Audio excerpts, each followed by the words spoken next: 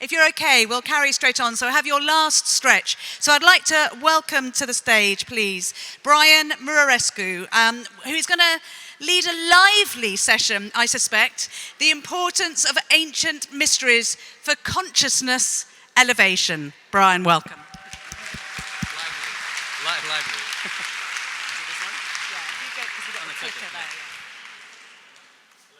Check. Can you hear? Okay, great.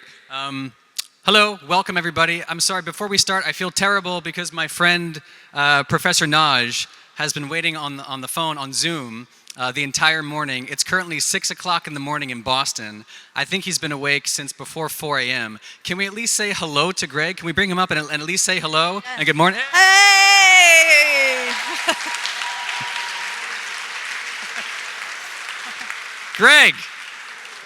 Greg, can you hear me? Yes, Brian, I can hear you. Can you hear me? This is outstanding, Greg. Historic. Good morning. Good morning to you. What time? It's quite a morning. What time did you wake up, Greg? 3 o'clock in the morning. Well, this is certainly a mystery. Greg, I'm going to present some slides very quickly just to give the audience a sense of what I've been working on for the past 15 years. Yes. And then you and I should have a conversation together with Bettany. I shall proceed if you agree. Yes, I do. Yes. Okay, good sir. We'll be back to you soon. Can we cue the slides, please? Thanks, Greg. I'm so sorry, man. As we're transitioning, I should say that my relationship with Greg goes back to the 1990s. That's a story for a different time. When I was a 14-year-old aspiring classicist in Philadelphia.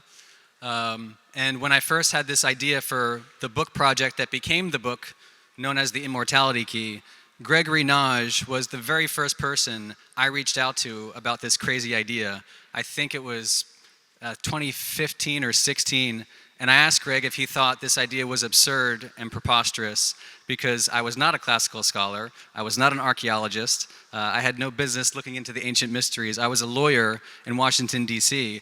Greg was then the executive director of the Center for Hellenic Studies, which Bettany knows. It's Harvard's footprint on campus in Washington, D.C. Greg, now that he's not here, you can't see the embarrassment on his face. Greg is probably the world's most accomplished classicist. I know I'm biased because I'm American saying that.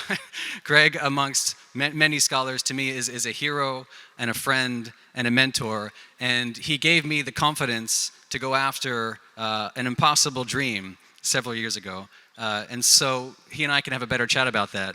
On the top left here, Greg, what they're looking at, I'm not sure if you can see the slides yourself, Greg, but what they're looking at is a chalice that's only about an inch high that was excavated in the 1990s in Spain and about which some studies were done and a publication made in the Catalan language, which is among the least spoken Romance languages in the 1990s. And so it remained relatively obscure until recent years when I went on a mystery hunt trying to figure out what was happening at the ancient mysteries of Eleusis, just footsteps from where we are today. So that's me visiting the site back in 2018. Just some quick slides about what the temple may have looked like. I'm not sure if you've seen some images of what the site looks like today. This is sort of a recreation of what it may have looked like in antiquity, the greater Propylaea and the Caryatids there, which you recognize. There's the great Telesterion, where the mystery itself took place. Here's an exposed view of the initiates, potentially imbibing that magical potion, seeing the apoptic sight for the first time, the thing that made all previous seeing seem like blindness.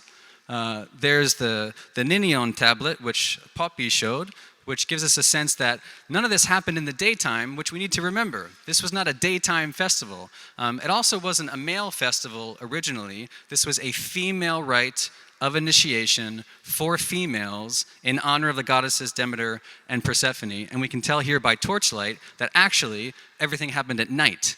So this is what the mysteries actually may have looked like being celebrated by torchlight. Unless Poppy disagrees with me, I'm going to look at you the entire time. So this is just a recreation of what the initiates themselves may have seen. I love the image on the bottom left. It's at the National Archaeological Museum. It's called the Eucrates votive relief.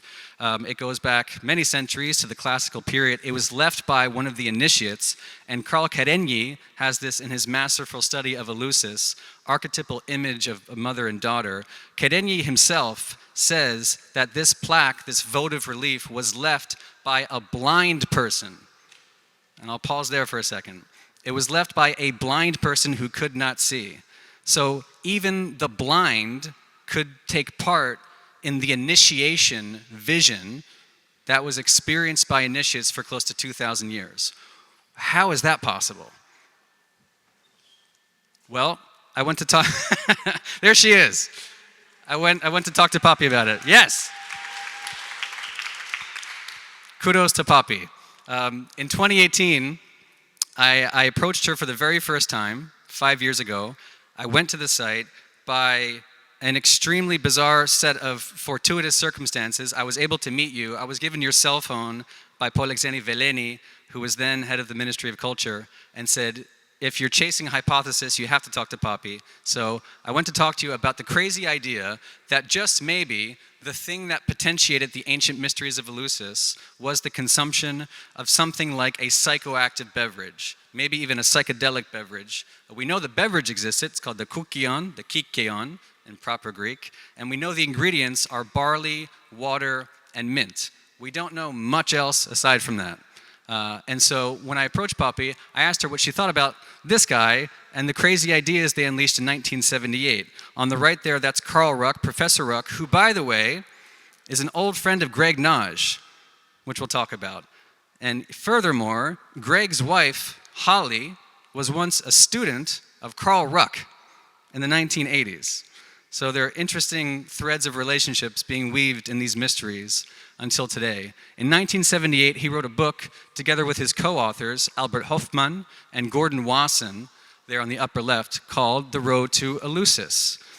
This is the 30th anniversary edition that was edited by Robert Forte, which I was able to consult along the way. I'd read this book back in the late 90s when I was an aspiring classicist at Brown University, studying the relatively useless program of Sanskrit together with Latin and Greek, which I still find useful today. I know Bettany does. I know Greg does.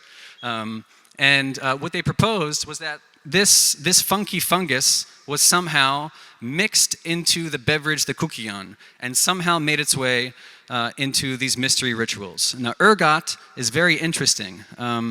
It's interesting because it's an old fungus. It grows naturally almost everywhere. It shows up on the cereal crops like barley and wheat and rye. It looks like this when it comes out of the stalks. It's a parasite. It's an infection. You don't want ergot on your crops. They can make you crazy. They can result in things like ergotism, which produces convulsions and gangrene and not very fun things.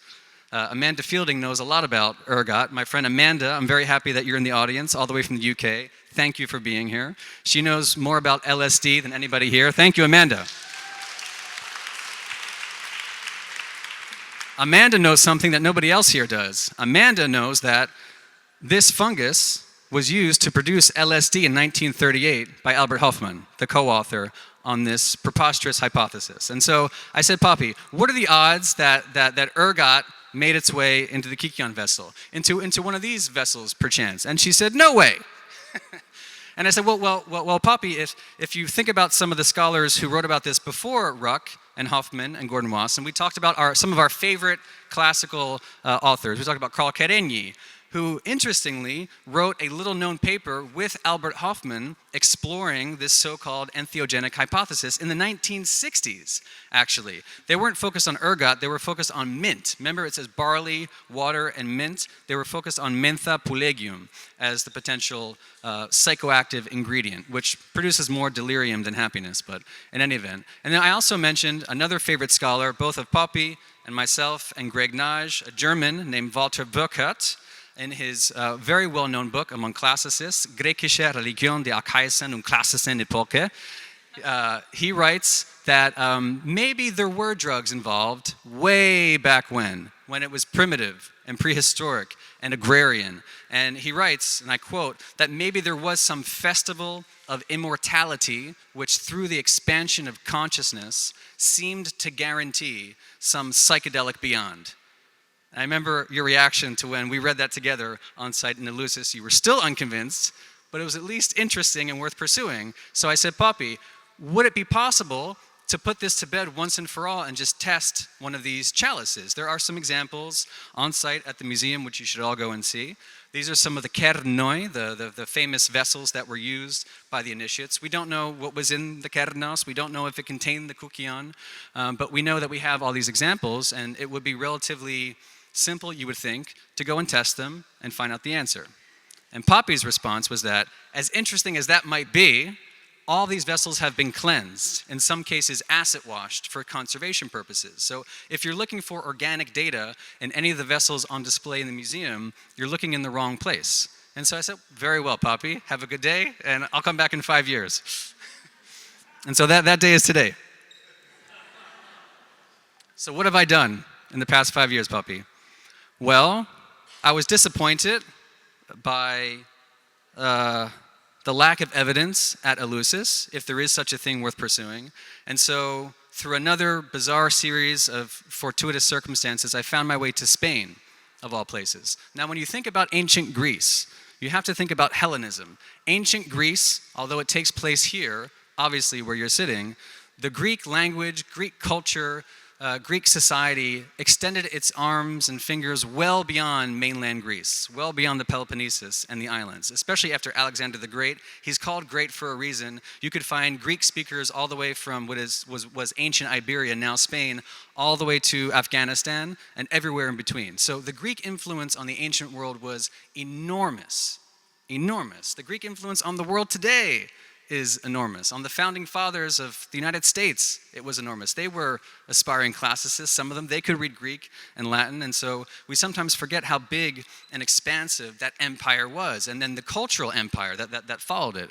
And so one of the places the ancient Greeks went in the 6th century BC, 575, was a place called Emporion. It was founded by Greek speakers from Phocaia, which is today Turkey. It was Anatolia at the time.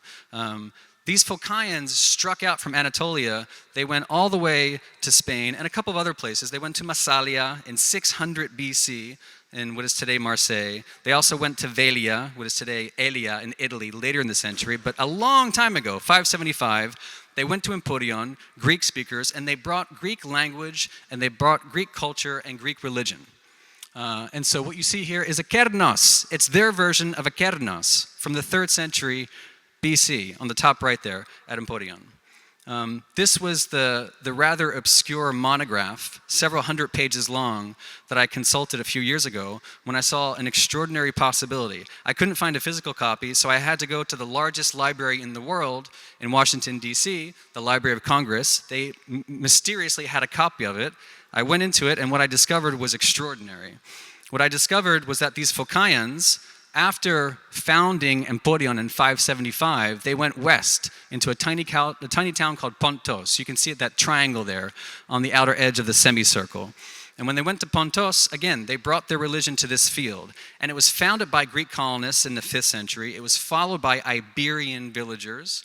And then it was successively followed by Hellenistic farmers. And this is all the language that was used by the excavator of the site, Enriqueta Pons, who speaks Catalan natively. And again, she was excavating this in the 1990s, and I'll go through this very quickly because I really do want to talk to Greg and Bettany. So here we go. What did they find there? Well, they found grain silos, which should interest you because grain silos are very central to Eleusis. In fact, there's a gigantic grain silo, the Siroi, on site in Eleusis. They found 2,500 grain silos. This site was sacred to grain. It could have been for trade or exchange. The folks who were here, especially the Greek farmers, which I'm going to talk about, in the 2nd century BC, they had an obsession with grain at this site. So this is Carl Ruck and Enriqueta Pons meeting at the site. I think this was February of 2019. And I asked Carl to accompany me from his home in Boston. He's still at Boston University. He was trained at Harvard and Yale, has been teaching at Boston University since the 1970s, it could be the late 60s, and I asked him to please join me to meet Enriqueta because she found something incredible. What she found was this, and she calls it in Spanish a capilla doméstica, a house chapel, a domestic shrine. And in that shrine, she found some very Greek things. In the very center there is at the center there's a circle, which she calls an eschara, which is any Greek person knows as a good hearth. So she finds a Greek hearth, and she finds an altar around which there were sacrifices of dogs. And anytime you hear about the sacrifice of dogs, it makes you think of Hecate, who is often involved in the hymn to Demeter and accompanies Persephone into the underworld. So strange underworld goings-on around this grain chamber. What else did they find? That's Persephone in the top left. The same Persephone who was worshipped here. That's Persephone on a coin that was struck by the Phocaeans over an emporion centuries before this. Inside that room, they also found an altar. Interesting thing about this altar is that it's made of Pentelic marble, and it was proven by petrographic analysis to have originated at the Mount Pentelicus quarry here in Greece. That is a Greek altar, on top of which dogs were being sacrificed in honor of Hecate, says Enriqueta. You see Greco-Italic amphorae on the bottom there. That's a 5th century BC vase showing the Dionysian Komos. That is the drunken parade in honor of the god Dionysus. Dionysus is on site. Also on site, this is exactly what Enriqueta says. She says this themiateria, this incense burner, is either Demeter or Persephone, according to Enriqueta. So we have Demeter or Persephone and Dionysus and Hecate in this grain-surrounded domestic sanctuary where they seem to be celebrating something akin to their version of the mysteries. And then this blew my mind. Because on the right, Poppy knows this, that's Triptolemus. That's a plaque of Triptolemus in the museum at Eleusis. On the left is Triptolemus. That is a calathos that was found not far away from this site in Spain.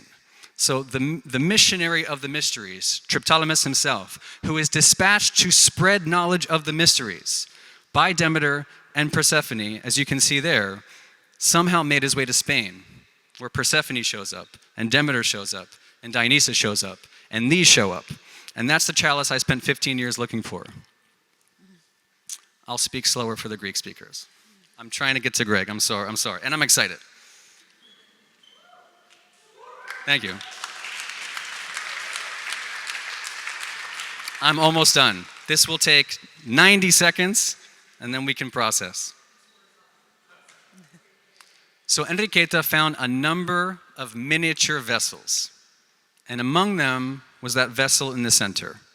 And so in this very Greek environment, which she has very confidently dated to the 2nd century BC, 2,200 years ago, just after classical Greece, at the same time as the mysteries of Eleusis were being celebrated right here.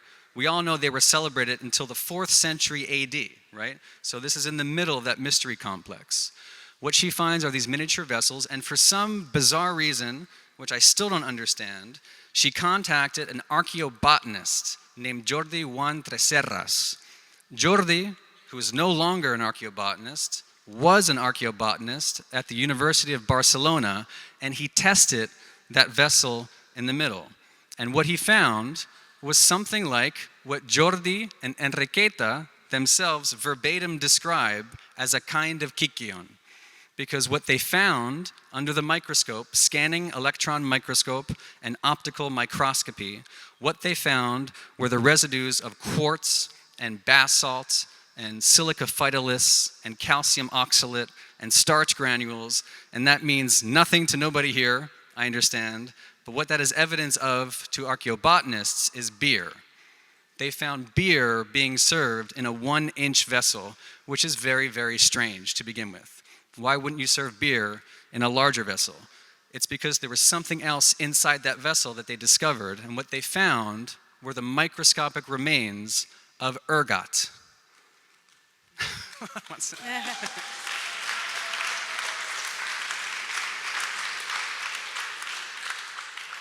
That's the actual data, the actual numbers. Claviceps purpurea, presente, with a capital P, presente. claviceps purpurea, ergot, presente. It was there. And so Carl had to see it. And that's him taking his first look at the very miniature chalice that Enriqueta and Jordi both firmly believe, and they could be wrong, but they firmly believe that that chalice was filled with something like an ergotized beer, a vision-inducing beer that was served in such a small cup because you were not getting drunk from the very minor alcoholic content in a shot of beer, but it was being used to catalyze visions and altered states of consciousness that were probably, in their opinion, potentiated by something like an LSD analog from ergot that's been with the human species for at least 12,000 years. And this is what they thought it looked like. Now, what does this have to do with Eleusis? I want to be very clear to Poppy, I want to be very clear to Greg Nagy and all the classicists listening and my colleagues from Harvard and Yale. This has absolutely nothing to do with Eleusis, period. However, it's pretty interesting. It's pretty interesting that a hypothesis from 1978 somehow forecasted the presence of something that science is able to tell us did truly exist. There was something like an altered consciousness-inducing beer in antiquity at the same time the mysteries were being celebrated. Now what do we do with this? I have no idea, but my colleague Andrew Coe from Yale University is here with us, and he's been studying the organic residue of beers and wines from all over the ancient Mediterranean. I can see him pacing nervously out there. He has lots to share with you that I can't because I'm not an archaeochemist. I'm just a guy with questions. And so with those questions, why don't we dive in with Bettany and Greg? Thank you so much, Brian. And can we get Gregory back up on screen, please? Thank you. Fantastic. Can we get Gregory back? Poor, patient Gregory, who is, as you said, a king amongst kings, the high priest of Greek classical literature. Can we see him on screen or hear him? Yes. Welcome back, Gregory. And guess what's happened, dear friends? In the meantime, morning has broken here in New England. So I switched locations because my computer was running out of battery. So I hope you can see me all right. Yes. Brian, I so admire your energy and your intellectual curiosity, and I've supported you throughout your career, and I will continue to support you. I figured that for this particular audience, what they might like to hear is how a classicist who appreciates from an anthropological point of view psychotropic influence, whether the chemistry works or not, it works in the mind, that maybe I could just reinforce your ambition by talking about what in ancient Greek was called the thalma, in modern Greek the thavma, the wonder that was Eleusis. Because if we understand what the reception of the mysteries was, how important it was to the ancient world, then I think your line of investigation and the line of investigation of our dear friend Carl Ruck, who was a pioneer who inspired you, would be, I think, justified. So with that said, would it be all right, Brian, very quickly, if I read to everybody what a noted traveler by the name of Pausanias, as Anglos pronounce it, or Pausanias, as we pronounce it in modern Greek, what he in the 2nd century of our era said about Eleusis or Elefsina. And I have my own translation because Pausanias is so complex in his Greek language. So if it's all right, I'll just quickly read what Pausanias says. And then, Brian, I'd like you to react to it and for the audience to react to it. And then very quickly, after you react, I might spend maybe 2 or 3 minutes talking about the Homeric hymn to Apollo, which our dear archaeology colleague has explained to the audience so well. And I won't rehearse what the Homeric hymn to Demeter says, to Dimitra says, but just very quickly, how important, again, the sense of wonder is. And English-speaking people love to talk about the 7 wonders of the world. But as far as Pausanias is concerned, there are 2 wonders that outclass all other wonders. So let me just quickly read that very, very quickly, and that will get the conversation going, I think. So, Pausanias says, and I'll use my translation. He says, there are many things to be seen and to be heard in the Greek world that are worthy of wonder, thauma. But the greatest share of all these wondrous things, from the standpoint of a God's way of thinking, goes to the rituals of Eleusis, Elefsina, and to the competition at Olympia. And you see, dear friends, by mentioning Eleusis, Elefsina first, and Olympia, the site of the Olympics second, Pausanias makes the ranking explicit. And as I hope to convince you, Elefsina, like Olympia, the site of the Olympics, illuminates most perfectly the athleticism of the Olympics, but also of Elefsina as a heroic ideal. And why do I say heroic ideal? There is a very obscure passage, obscure to us, in the Homeric hymn to Demeter, which Calliope has so beautifully summarized, where Demeter, and you heard Calliope paraphrase this scene, where Demeter is, shall we say, trying to galvanize a young baby called Demophon, Demophonta, which means shining for the people, to become immortal. The trouble is that the mother, who happens to catch the babysitter, and that's who Dimitra is in disguise, in the act of dipping the little boy into the fire of the fireplace, the fact that she reacts badly means that Demeter says, all right, this little child, like all other humans, will now be mortal, will be subject to death. I was trying to exempt him. Now it won't work. And then this becomes, and I will be quiet after this, but as Brian knows well, this becomes what anthropologists call an etiology for the athletics the athletic festival that was held at Eleusis and at Athens, celebrating Eleusis. And that athletic festival is, shall we say, a mock war, but in reality, it's a reenactment, an athletic reenactment.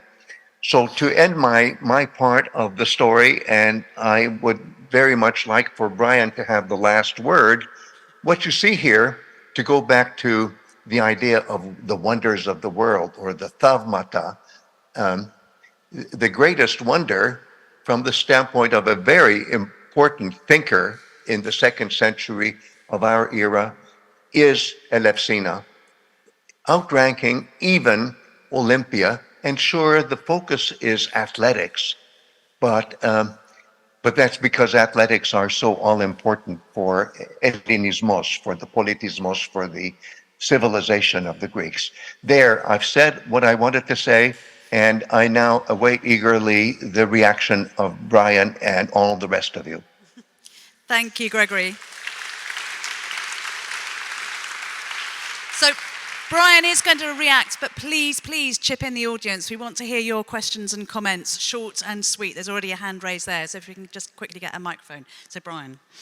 Thank you, first of all, Greg. and I'll be very brief because you've heard my voice already, but talking about thaumatas and the sense of wonder, there's a lot written about Eleusis. Now, there were other mysteries. There were other mysteries in ancient Greece. There were the mysteries of Samothrace. There were the mysteries of Dionysus. We could talk about mysteries for months and years.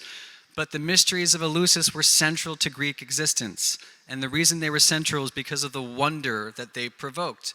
In addition to Pausanias, think about Cicero, Greg, who calls Cicero in the 1st century BC, calls Eleusis the most exceptional and divine thing that Athens ever produced into the Roman period. So that sense of wonder transcended centuries and centuries. And what was this wonder? Let's not mistake this. The initiates went to Eleusis to learn the secret of existence and the mystery of life and death. Only the initiates who went to Eleusis and experienced what they could there were said to have an afterlife. There was an afterlife for them. And we have to grapple with what that means and what happened there for centuries. But they went there for a reason. It was to experience wonder. Professor Ruck calls it the culminating experience of a lifetime. Very similar to Cicero and all the ancient initiates. When we think about awe and wonder, there are now scientists who write about awe and wonder. Alexandra and I were talking with one, actually, in the months leading up to this. And so there are so many disciplines who can help us unpack the science of awe and wonder and the ancient techniques that were used to induce it. And I think this is just the beginning of a phenomenal mystery that I hope inspires new generations of students in the classics and the humanities to engage these perennial questions about the mysteries of life and death.